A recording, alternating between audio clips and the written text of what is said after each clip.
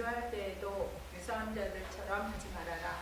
그들은 남에게 보이려고 회당이나 한길 높은 데 서서 기도하기를 좋아한다. 나는 분명히 말한다. 그들은 이미 받을 상을 다 받았다.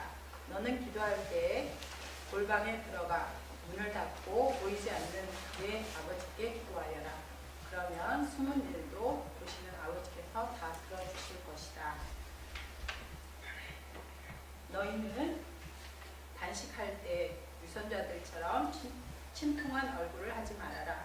그들은 단식한다는 것을 남에게 보이려고 얼굴에 그 기색을 하고 다닌다. 나는 분명히 말한다. 그들은 이미 받을 상을 다 받았다.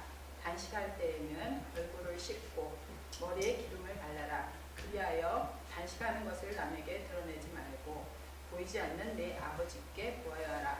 그러면 숨은 일도 보시는 아버지께서 갚아주실 것이다. 아멘. 예, 말씀 가운데 은혜와 깨달음이 있기를 간절히 바랍니다. 다 같이 부른 찬양에도 박수 치시죠. 네, 어떻게 설 연휴 동안 좀 푸근하게 그리고 다녀오셨나요? 보통 이 설 명절만 되면 언론에서 오히려 막 자꾸 그런 거를 더 유발하는 것 같아요. 설 연휴 동안 사람들이 오히려 더 짜증나고 뭐 10월드의 그런 것으로 인해서 더 스트레스만 깊어지는 뭐 가정주부들 막 이런 식으로 이야기 되어지는데, 그래도 점점 가면 갈수록 뭔가 이렇게 가족 단위에 좀 더 여유롭고 풍성하고 뭐 이렇게 좀 설 명절을 보내자 뭐 이러는 것이 있는 것 같아요. 어르신들도 많이 양보도 하시고 그러면서 자녀들이 원하는 방향으로 그렇게 명절 연휴를 피곤하지 않도록 그렇게 배려하는 문화가 조금씩 저는 보이는 것 같아서 우리 사회에서 그래도 이제 좀 자꾸 우리가 좋은 길로 가는구나 뭐 그런 생각도 하게 되어집니다. 그럼에도 어쨌든 그 설과 추석 이렇게 귀한 명절들마다 우리가 고향을 찾아가는 것, 부모님들을 찾아뵙고 또 산소나 성묘의 그런 발길을 멈추지 않는 그런 여러 가지 이유들은 어찌됐든 이게 남성적 그 어떤 가계도에 의한 뿌리찾기 뭐 이런 비판을 할 수도 있습니다만, 우리 사회에서는 어쨌든 우리가 혼자 툭 튀어나온 그런 존재가 아니라 뭔가 그 근본, 뿌리가 있다. 너희들이 그냥 세상 속에 존재하는 하나의 사람이 아니고 그 뿌리로부터 같이 태어난 존재다. 이런 근본을 돌아보라. 이런 의미가 담겨져 있는 거죠. 돌아가는 것이 도의 움직임이다. 이런 말이 있습니다. 우리가 이렇게 성묘를 하고 명절을 빗대어서 우리가 가족을 돌보아보는 것, 그것은 결국은 자기의 뿌리가 어디에 있는가라고 하는 것을 찾는 일임을 우리는 알 수 있습니다. 그러려고 하면 그러면 일상에서 막 질주하고 있었던 우리 삶을 멈춰야 됩니다. 그래서 연휴잖아요. 명절 때는 그래서 회사도 쉬고 하던 일도 멈추고 그리고 모든 것들을 다 그 정지해 놓은 상태에서 자신의 근본을 찾아 갈 수 있는 시간적 그런 배려를 하는 것입니다. 우리도 거울에 자기의 모습을 비추어 보듯이 근본 앞에 우리 삶을 세워 보아야 합니다. 사순절, 오늘이 사순절 첫째 주일입니다. 혹시 아셨습니까? 지난주 수요일이 제수요일이었다라고 하는 것 기억하시면서 명절을 시작하셨나요? 네. 사순절기야말로 어쩌면 우리들에게 이 명절처럼 우리가 막 바쁘게만 살아가던 그런 일상을 딱 멈추게 하는 그런 하나의 계기가 되어지는 중요한 절기인지 모릅니다. 우리한테 너희가 그리스도인들로 예수의 길을 잘 걸어가고 있느냐? 라고 거울에 한번 비춰봐라 하고 딱 거울을 들이미는 그런 절기가 바로 사순절기다 라고 하는 거예요. 잘 아시겠지만 우리가 자꾸 이게 반복해서 들으면서 이제 공부하고 또 머리에 외우기도 하고 그런 거죠. 성회 수요일, 성회 수요일, 제수요일이라고 부르는 지난주 수요일부터 평일 40일과 주일 6일을 합치면 전부 다 이게 46일이 되죠. 이 모든 기간들을 다 지나야 우리가 부활절을 맞이합니다. 그런데 주일은 이 사순절에 들어가지 않아요. 그건 다 아시죠? 왜 그런지. 주일날은 그리스도인들은 비록 고난의 절기, 고난의 기간 동안이라 할지라도 주일만큼은 예수님이 부활하신 축일입니다. 축제를 벌이는 날이에요. 그런 경사스러운 날이기 때문에 그 경사스러운 주일은 전부 빼고 나머지 40일이 지난 후에 우리는 부활절을 맞는, 그것을 사순절이라 그렇게 얘기하는 거죠. 대부분 이 40일을 여러분도 뭐 기억하시겠습니다만 지금도 이런 교회들 많이 있죠. 40일 금식 기도회 이런 거를 합니다. 그래서 아주 세게 하는 그런 교회들인데, 저도 전도사 시절에는 뭐 다니던 교회가 사순절기를 맞아 40일 금식 기도회 이것을 하기도 하고, 새벽 기도회, 그거 금식 못해도 새벽 기도회를 40일간 쭉 계속하는 건 보편적으로 많이 이루어지는 모습들입니다. 근데 왜 40일 동안 이렇게 금식 기도회를 할까? 그 이유는 예수님께서 광야 생활 40일 동안 금식하며 기도하셨다라고 하는 그 역사 때문이죠. 그래서 우리도 예수님처럼 광야에서 40일 금식 기도하신 것처럼 우리도 이렇게 절제하는 삶을 이 절기에 살아야 된다라는 겁니다. 한국의 많은 교회들이, 목회자들이 그리고 이 사순절을 시작하는 첫째 주일에 택하는 성경 본문이 바로 오늘 우리가 읽은 마태복음 6장의 말씀입니다. 즉 우리는 5절에서 8절까지 읽고 16절에서 18절까지 읽었지만 그 앞에 2절부터 나오는 말씀은 어떤 말씀인가요? 자선을 베푸는 얘기죠. 너희가 자선을 누군가에게, 이웃들에게 너희 것을 나누어주고 자선을 베풀 때 오른손이 아니고 왼손이 모르게 하라, 이런 이야기들입니다. 그래서 2절부터 8절까지 자선과 기도, 구제와 기도라고 하는 하나의 주제가 사순절에 아주 중요하게 우리에게 보내지는 사인입니다. 또 16절에서 18절에 나오는 것, 그것을 종교적인 행위로서 가장 절정을 이루는 것, 그것이 바로 금식이다 라고 얘기해서 16절에서 18절에 나옵니다. 구제와 기도, 금식, 이 세 가지가 우리가 사순절기에 돌아보는 그리스도인들의 거울이다 라고 하는 겁니다. 그런데 이 부분을 단순히 우리가 어떤 남을 돕거나 또는 열심히 기도하거나 금식하거나 이런 행위로만 보는 것이 아니라 이 모든 것은 회개라고 하는 하나의 단어로 통일되어져 있음을, 그 회개라고 하는 것을 전제로 해야만 올바른 구제가 되어지는 것이고, 올바른 기도가 되어지는 것이고, 올바른 금식이 되어지는 것이다 라고 하는 것을 이 본문은, 마태복음에서는 분명하게 보여주고 있습니다. 교회 여러분, 신앙생활이라고 하는 것은 물러섬과 나아감이다 라고 말씀하시는 분들이 많이 있습니다. 물러선다는 것은 앞에서 얘기한 것처럼 돌이켜본다는 것과 같은 말이겠죠. 나의 근본, 나의 초심을 돌아보는 일입니다. 물러서기 위해서 분주한 일상으로부터 벗어나야 됩니다. 예수님의 사역 3년 동안의 그 공생의 생활을 볼 때에도 예수님도 사람들을 치유하는 일들을 열심히 하고 복음을 전파하셨지만, 그러다가도 그분은 때때로 한적한 곳을 찾아 하나님께 기도하셨습니다. 이제 피곤하고 지치고 무언가 큰 문제에 부딪혔을 때 예수님은 바로 그렇게 기도의 자리를 찾았고, 기도를 통해서 새로운 힘을 얻고 돌파해 나갈 힘을 얻게 되었다라고 하는 거예요. 이것이 바로 물러섬으로 얻는 새로운 힘이라고 하는 거죠. 바로 나아가면 이거와 연결되어 있습니다. 물러서는 자만이 앞으로 나아갈 수 있는 새로운 대안을 마련할 수 있는 것. 그럴 때 물러서서 나의 욕심과 나의 계획이 아닌 하나님의 뜻이 무엇인지를 다시 한번 되새겨보고, 그 하나님의 뜻에 나의 뜻을 조율시켜서 그 자리로 다시금 힘있게 걸어 나가는 것. 이것이 그리스도인들의 삶이 되어야 한다라고 하는 거죠. 오늘 주보에 뒷면에 보시면 시를 하나 실었습니다. 제가 설교 준비할 때마다 항상 제목을 잡는 게 참 어려워요. 이게 무슨 영화 제목 잡는 것도 아니고 선정적이거나 아주 눈에 팍 띄어야 뭔가 임팩트가 있어야 그래야 설교에 대한 기대를 갖게 할 텐데 그런 제목 잡는 게 참 어렵습니다. 그래서 가끔 이렇게 남의 시의 제목들을 이제 표절하게 되는데요.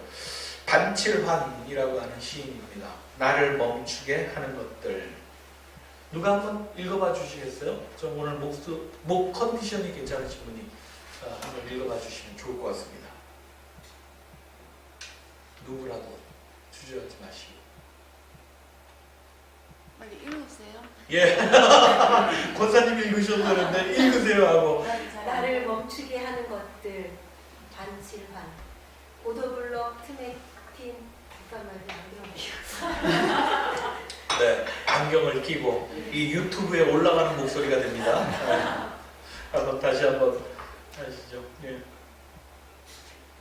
나를 멈추게 하는 것들 반칠환 보도블록 틈에 핀 승박이꽃 한 포기가 나를 멈추게 한다. 어쩌다 서울 하늘을 선회하는 제비 한 두 마리가 나를 멈추게 한다. 육뼈 아래 봄볕에 탄 까만 얼굴로 도라지를 다듬는 할머니의 옆모습이 나를 멈추게 한다. 굽은 허리로 실업자 아들을 배웅하다 돌아서는 어머니의 뒷모습은 나를 멈추게 한다. 나는 언제나 나를 멈추게 하는 힘으로 다시 걷는다. 감동적이죠? 네. 시인을 멈추게 하는 그 장면들이 있습니다. 아주 소소한 그런 풍경입니다. 어쩌면 여러분들이 설 명절을 지내고 부모님에게 인사드리고 아니면 이제는 다시 볼 수 없는 그런 부모님이시기에 성묘를 하고 차마 떨어지지 않는 뒷걸음으로 그렇게 그 자리를 떠나올 때 그때의 그 장면들이 우리의 일상을 멈추게 하지요. 눈물겨운 삶의 풍경들입니다. 그런데 시인은 그런 멈추게 하는 작은 소소한 장면들이 나를 다시 걷게 하는, 나를 다시 이 세상 가운데 뛰게 하는 그런 힘이 되어준다 라고 그렇게 고백하고 있어요. 물러서서 자신의 삶을 되돌아볼 때 내가 어디로부터 왔는가, 내가 살아가는 이 길에 그 목적은 무엇에 두고 있는가, 그것을 하나님에게 두고 있는 그리스도인들이야말로 바로 이런 나를 멈추게 하는 것을 통해 새로운 힘을 얻는 사람들이라 그렇게 생각되어집니다. 그 일을 위해서 오늘 마태복음에서는 끊임없이 우리에게 기도하라고 얘기해주고 있습니다.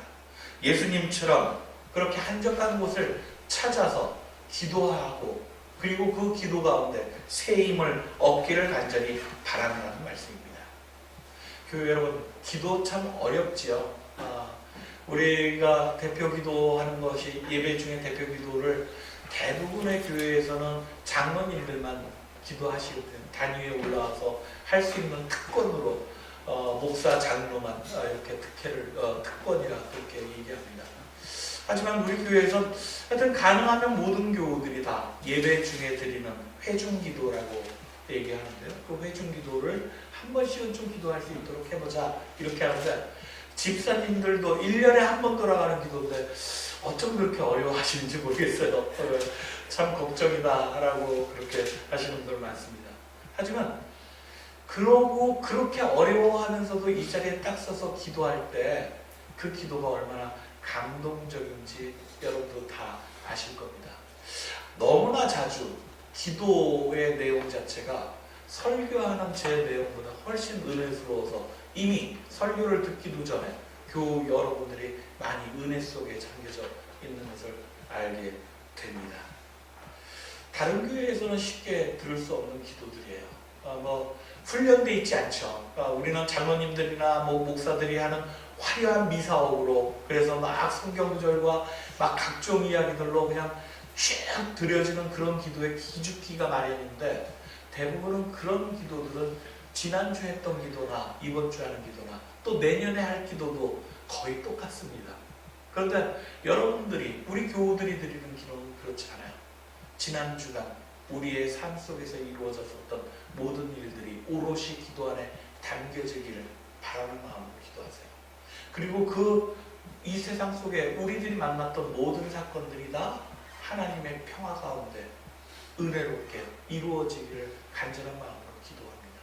그 떨리는 목소리로 그 기도할 때 그것은 참으로 진솔된 기도구나 라고 그렇게 감동을 제가 받게 됩니다.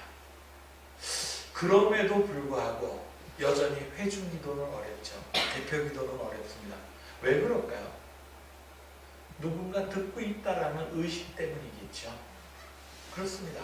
의식하지 않으려고 해도 아무리 진솔한 기도를 하나님께 드리려고 해도 우리 교우들이 함께 듣고 있다는 것을 의식하는 순간 우리들의 기도는 자꾸만 더 진심이 담기기보다는 오히려 외식적인 것에 그렇게 우리의 마음이 가기 일쑤입니다.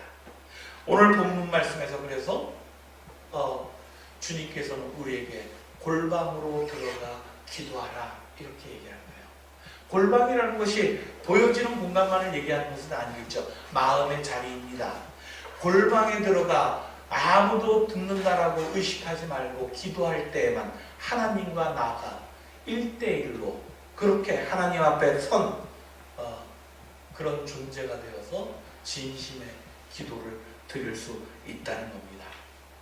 교회 여러분, 대표 기도를 어렵다라고 생각하지 말고 오히려 일상 속에서 내가 하나님께 드려지는 1대1의 기도를 자꾸 해보는 그런 훈련이 이 사순절기에 행해지길 바랍니다. 다른 때 1년 동안 다 못하더라도 사순절 우리가 40일 주어져 있는 이 특별한 절기엔 마치 광야에 나가 기도하셨던 예수님처럼 우리들의 삶이라는 강야 속에서 여러분들 때때로 직장 속에서 때로는 가정에서 때로는 자기가 처해져 있는 상황 속에서 그렇게 하나님께 내 마음속에 기도를 드리는 훈련이 이 사순절기에 이루어지기를 간절히 바랍니다. 16절, 18절에 나오는 금식도 마찬가지입니다. 사회적 의미로서의 금식, 즉 단식이라고 하는 것은 결단이지요.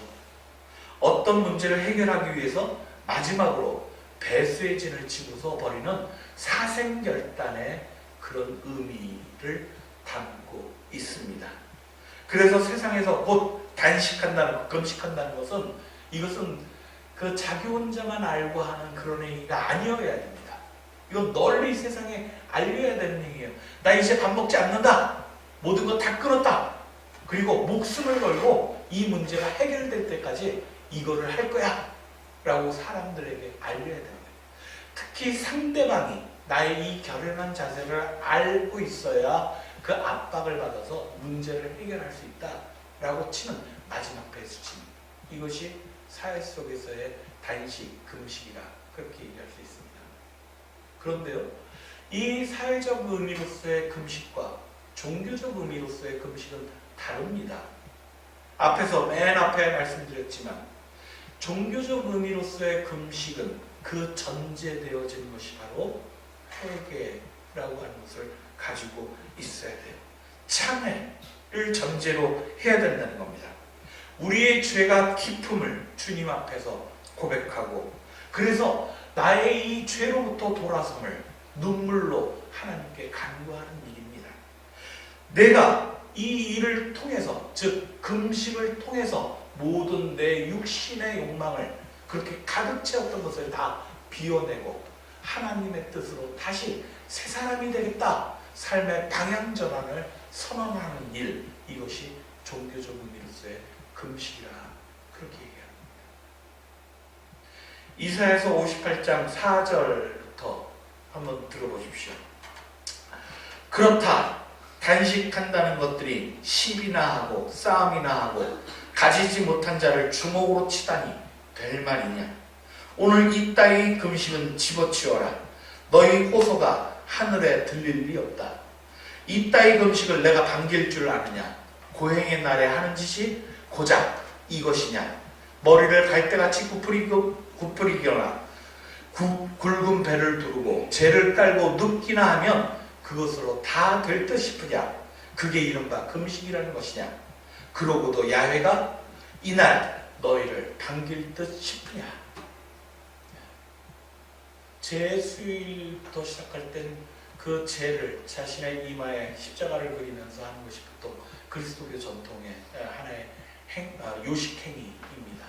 그런데 그렇게 죄를 뒤집어 쓰고 울면서 금식하고 기도하는 것, 이렇게 남에게 보여지는 행위로 굳어져 있는 이 금식에 대해서 하나님께서 결코 기뻐하시기는커녕 오히려 분노하신다, 이런 말씀을 이사야 선지자를 통해서 알려주고 있는 거예요. 한국교회는 이런 금식과 기도가, 이런 하나님에게 드리는 참회의 행위가 얼마나 이렇게 가증스럽게 이루어져 있는지 모릅니다. 지난번에도 한번 말씀드렸습니다만, 지금 사회를 막 뒤덮고 있는 미투 운동, 이런 것들을 촉발했던 한 여검사의 그런 고발은 뭐로부터 시작된지 아시죠? 정말 창피하게도 자신에게 그런 성희롱과 성폭력을 가했었던 한 그 검사가 큰 대형 교회에서 눈물을 흘리면서 참회한다라고 그렇게 고백했던 신앙 간증, 그 영상을 보고 나서래요. 그런 거잖아요. 한국교회는 이 신앙 간증이라고 하는 것이 얼마나 큰 부흥의 물결을 일으켰는지, 그 신앙 간증을 통해서 새 사람이 되었다고 그렇게 선전하며 사람들을 가르치고 있는 행위입니다. 그런데 그런 눈물 어린 신앙 간증이 피해를 입고 우리의 이웃들로 살아가는 약한 이들에게는 가증스러운 행위로 비춰질 수밖에 없다는 겁니다. 하나님께서 보시기에도 바로 그렇게 머리에 죄를 뒤집어 쓰고 눈물을 흘리면서 참여한다고 하는 거짓된 행위들이 진심에서 우러나오지 않는 그런 회개는 하나님의 분노를 일으킬 뿐이다 라고 말씀해 주는 거예요. 계속해서 6절에서 그래서 이사야 선지자는 하나님이 기뻐하시는 금식은 이런 것이다 라고 정확하게 정리해 주고 있습니다. 교회 여러분 한번 들어보십시오. 내가 기뻐하는 단식은 바로 이런 것이다. 주 야훼께서 말씀하셨다. 억울하게 묶인 이를 끌어주고 멍에를 풀어주는 것, 압제받는 이들을 석방하고 모든 멍에를 부수어 버리는 것이다. 내가 먹을 것을 굶주린 이에게 나눠주는 것, 떠돌며 고생하는 사람을 집에 맞아들이고 헐벗은 사람을 입혀주며 제 고륙을 모르는 채 하지 않는 것이다. 많은 교회 목회자들과 또는 천주교 신부님들이 이 일들을 위해서 금식하셨던 분들이 계십니다. 감옥에 잡혀가고 본인은 숱한 고문을 당하면서도 그들과 함께 잡혀져 있는 이들의 억울함을 풀어주기 위해서 깜빵 안에서 자신의 곡기를 끊었던 그런 선배 신앙인들의 그런 이야기들을 우리는 듣고 있습니다. 세상 속에서도 참 평화를 이루어야 된다고, 전쟁의 칼을 멈추고 평화를, 참 통일을 이뤄가야 된다고 자신의 모든 기도의 순간들을 곡기를 끊어가면서 사람들에게 함께 호소했던 그런 신앙의 전통이 한국교회에 있다는 말씀입니다. 지평교회 여러분, 기도나 금식이라고 하는 것이 이 사순절기 동안에 우리들을 단련시키고 다시 되돌아보면서 예수 그리스도의 십자가의 길을 묵상하는 그런 귀한 절기가 되도록 우리를 멈출 수 있는 모든 교우들이 되기를 간절히 바랍니다. 나의 욕망과 내 가족과 내가 속해 있는 집단만을 위해 썼던 그런 이기적인 그런 우리들의 마음들이 있다 했으면 그 모든 것들을 돌아보는 일이 조금 부끄럽고 힘들지만 해야 되는 것이 바로 이 사순절기의 우리들의 사명인 줄 믿습니다. 그래서 그 일을 통해서 그 멈추어서서 바라보는 우리들의 약한 면을 주님께 눈물로 기도하면 주님께서는 우리에게 이겨나갈 수 있는 새 힘을 주신다고 하는 거예요. 보네포 목사님이 이야기합니다. 이 세상의 삶의 한복판에서 아픔과 고통에 허덕이는 자들과 동참할 수 있는 삶의 연대성, 이것을 기르기 위한 밑거름, 그것이 바로 그리스도인들의 기도이다 라고 그렇게 얘기해주고 있어요. 우리들의 기도의 시간들이 우리가 금식하고자 하는 그런 우리들의 뜻이 바로 우리를 이 모든 세상 속에 약한 이들과 연대하고 그들을 하나님 나라의 기쁨으로 초대하려는 그런 강력한 힘이 되어지기를 간절히 바랍니다. 오늘 사순절기를 맞는 우리 모든 지평의 교우들, 구제와 기도 그리고 금식은 나에게 어떤 모습으로 주어질 수 있을까, 그것을 고민하며 함께 이야기 나누는 거룩한 주일 되어지기를 간절히 바라면서 말씀을 나눴습니다. 함께 말씀 기억하시면서 기도